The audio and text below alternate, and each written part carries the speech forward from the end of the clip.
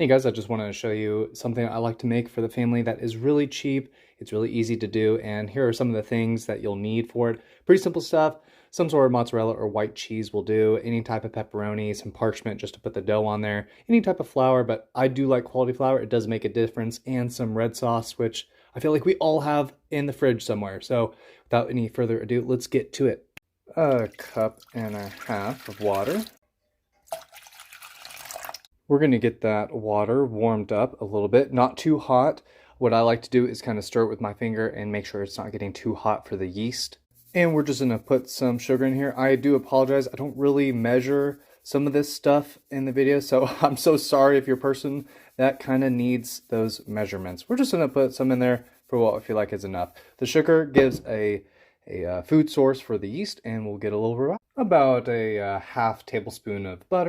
This is the yeast I like to use, and we're just going to sprinkle it in here. Again, I'm so sorry, I don't really measure some of this stuff. I just kind of been making it for so long, I kind of stopped needing to do it.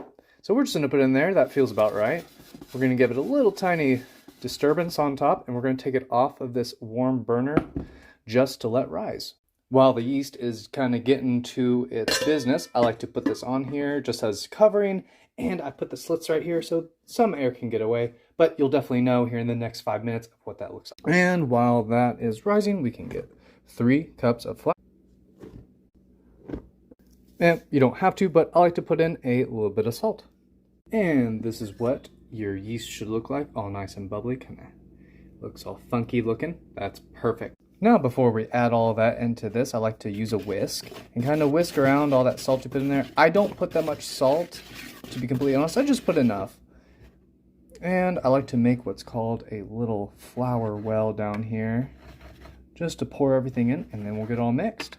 And we got that in there, so now I'm going to get this all mixed together and start kneading the dough just lightly. And go ahead and grab yourself another bowl for the dough to rise in. I like to use sesame oil, and we'll go ahead and grease this and get that dough transferred in here. And this is the type of dough baby that we're kind of looking for. I like to roll it around the bowl when it's oiled to really spread the oil around. I don't put a whole lot in there, just enough to separate the side of the bowl from the dough baby. What I like to do is put a little covering over it like this. I'm not pushing hard on it, just enough where things can't get in, and we're gonna just let it rise. So with an hour and a half to rise, I like to get the tabletop ready. Of course, after you kind of clean it up.